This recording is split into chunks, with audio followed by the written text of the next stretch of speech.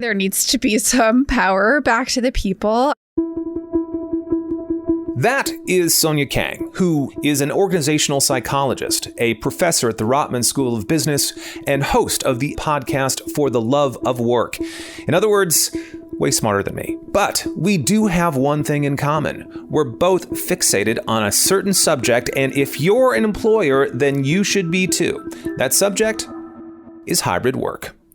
Anytime you force people to work in conditions that are not ideal for them, it's going to be a worse outcome than if they're really set up to be the best they can be in that moment. Already, there are a ton of articles and studies on the subject of hybrid work, but I'll do you a favor and give you the gist. Essentially, there are three types of workers right now. Ones who can't wait to get back to the office and return to things as they were. Ones who are never going back under any circumstances. And then folks who want a balance of both. You'll find these three groups at the same organization and in some cases on the same team. And employers can't exactly choose one group over another because, surprise, surprise, the talent market is now getting as tight as it was before the pandemic. So, hybrid work. It's going to be a thing, and pretending otherwise could spell bad news for some organizations. Looking at you, Morgan Stanley. But hybrid work is also not a cure-all. It comes with as many perils as it does pleasures, and managing both is what Sonia is here to talk about. Sonia Kang joins us at the Nexus. I'd love to hear your thoughts on the need for companies to think about putting some more autonomy back in people's hands in terms of how and where they choose to work. This reminds me actually of research on expense reimbursement, expense accounts. Basically, companies that have set limits for expenses, everyone essentially hits those limits. You can spend $100 on a dinner. Everyone's coming back with these like $100 expense reimbursements. But if you're just like, spend what you think is reasonable, then they tend to be much lower. We're humans. When we have a rule, we're like, well, I'm going to show you because we want to be autonomous. I think if you trust people and you give them back that autonomy, then often they'll surprise you, right? And act in ways that are actually more in line with what you were trying to enforce through these really heavy-handed rules. What an excellent segue, since, as I'm sure you're aware, a lot of companies are looking at how their people are going to work as we emerge from the pandemic and asking themselves just how much flexibility they should permit. Where do you land on the subject, Sonia Kang? People have shown over the last, it's been 18 months that they're ready for that power, especially in roles where, there's some form of creativity, innovation involved. There's ebbs, there's flows, there's times where you're feeling it and times when you're not. And I think forcing people to work through those times where, they're distracted by some other family thing or they're just not in the flow, you're not going to get as good of an outcome in terms of what work you actually want people to do. So I think giving some power back actually also gives power back to organizations because they're going to get a better product out of it. That's a great segue again. Like the segue master. Why then is it that so many companies choose or are signaling that they want people to work in conditions that no longer work for them? Why are they hanging on to that? I think it's because that's what they're used to. And that's where all of their training and thinking and strategy kind of comes from, that model of having people working in a particular way. It's a challenge and it's a stretch to change to this new model. There is really something to be said about the power of in-person collaboration, in-person interaction to kind of like enhance the groupiness of a group. But I don't think it's necessary all the time, every day.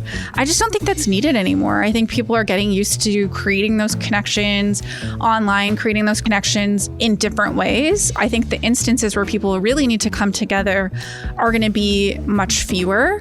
So I think that shift will happen slowly. It's already kind of happened in the minds of people who are working. Now it needs to shift up to kind of the organizational level to think about how to work around this new reality.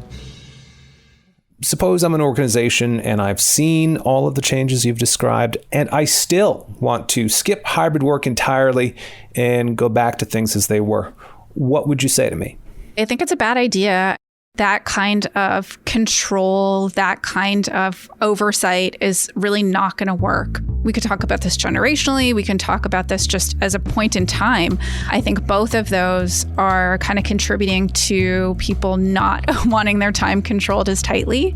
A lot of the old assumptions that companies were making are just no longer valid anymore. For example, having to be at work at 9 a.m. assumes something about how you're getting to work in the morning, right? It assumes that you're going to be able to do all the things that you need to do, whether that be drop off your kids or drive a further distance if you happen to have moved out of the city during the pandemic, for example. There's a much more clear division in some ways about like what time is work time and what time is not. I think back to commuting and just how companies are just like entitled to that time, right? It's just like you're entitled to 30, 45, 1 hour each way of people's time uncompensated. Like that's just crazy that we were willing to do that.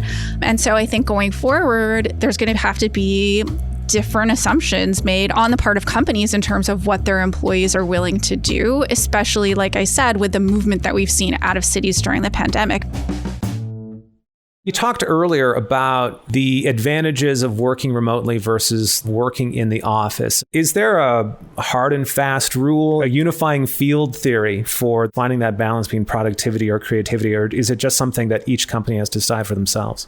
I think it really is nuanced, not just at the company level, but also at the individual level and even at the project level. There's some things that I think are just better suited to some people to work on individually. Some things are better suited to work on in groups, and that could be totally different for another person. For me, for example, I find if I'm working on writing a paper, I need to do that alone with no noise for a long block of time. And I'm not a person who can really do that in like short little bursts and have people coming in and out of my office and thinking about like grabbing a coffee, like these kinds of things. Like I need uninterrupted time alone. But I also miss like those kinds of interactions and like chance encounters, which I would like to have sometimes. It's that balance, and it's really individual, could even be based on the project. And I think that's why companies that are taking this really hard line about what people have to do, they're not necessarily even setting themselves up for success, let alone those individuals. They're not leaving any wiggle room for these kind of individual differences that make such a big impact on how people work and how they feel about working. What are the disadvantages, say, for an individual in a team who's seeking that when other members feel differently? They either want to work exclusively from the office or they want to work exclusively from home. If you've got some sort of asymmetric expectations around how you're going to work within a team, how do you manage them? What are the perils? What are the ways to get around them? I think there needs to be some alignment within teams in terms of what people are doing when.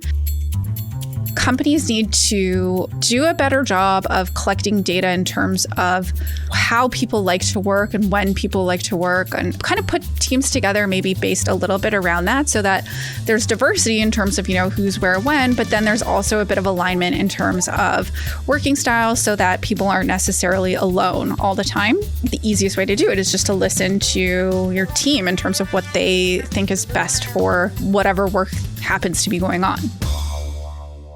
We talked prior to the interview about officism, or negative attitudes towards employees who continue to work remotely. How do we bust the bias of officism? It's about making the invisible visible, and it's about making sure that people understand what is being produced, what are the outcomes of both of those modes of working. A lot of the time that people are spending in the office is not necessarily productive time. A lot of that time is like hanging out and being there in the space. I think a lot of that has to do with communicating back around things like milestones and deliverables, and make sure that you're highlighting the contributions of everyone on the team, no matter where they're working. Officism, I think, you're right. Like it's a big thing because of the visibility. And I think the only way to overcome that is just by making all of those things that are invisible much more visible, right? By just really highlighting them. And also kind of discussing these issues in advance proactively so that even though you might not have had problems with this already, it's something that people are thinking about when they're making assessments of what other people are doing on their teams.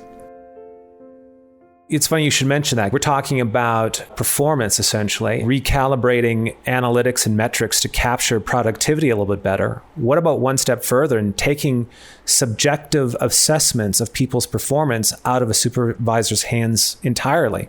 Like, what if we just simply turn it all over to big data and say, here is the evidence that someone's being productive or unproductive, regardless of what your bias may be? Could that help it? There's always danger with either of those, right? There's danger with subjective assessments by a human. I think it has to be a combination of those. We've seen, of course, that systems that are created by biased humans tend to be biased themselves. We've seen that in all kinds of different hiring programs, even in the design of physical spaces and products, having kind of a 360 assessment where people get to assess themselves, they assess their coworkers, the supervisor's doing the assessment. And so the more kind of points of measurement that you have, the better you are at being able to make a more precise estimate of what people are actually doing.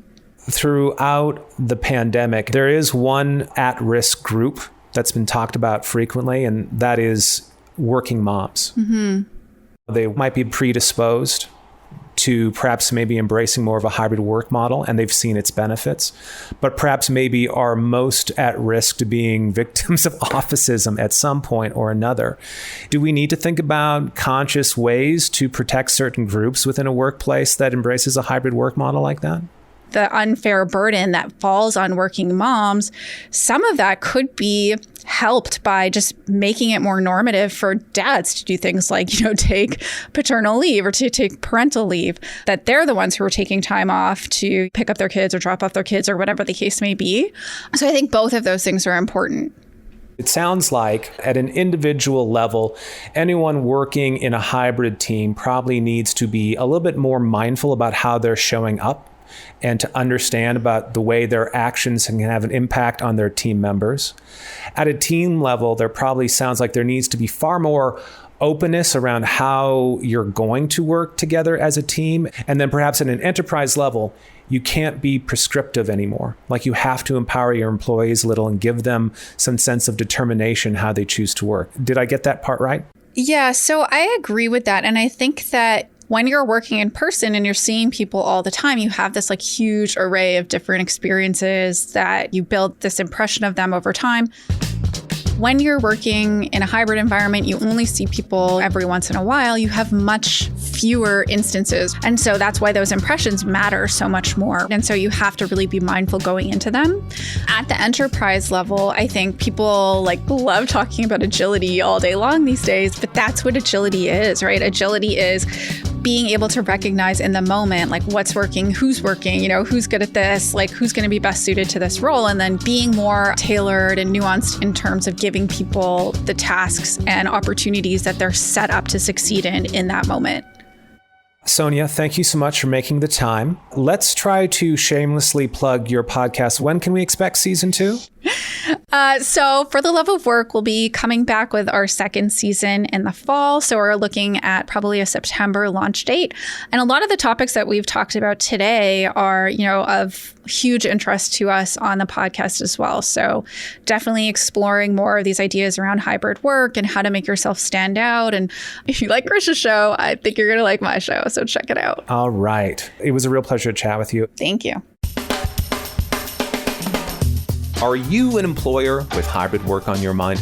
And if you weren't before listening to this podcast, we certainly hope you are now, because we at Nexus Communications are already supporting clients with their return to office and new work plans, and we can do the same for you. You can find us at www.nexuscommunications.com. That's NEXUS communications.com.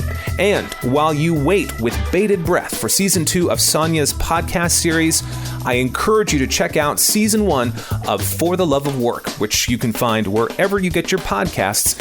And I encourage you to listen to it, if only to witness Sonia's unique superpower. Like the segue master. As superpowers go, it may not save the world, but it can save a podcast interview. And while you're snooping around for Sonia's podcast, take a moment to find ours and either subscribe to us, rate us, or comment about us, or hell, why not just do all three? The Nexus is produced by Alexa Pavea with editing and sound design by Justin Moy. I'm Chris Nelson. Thanks for listening.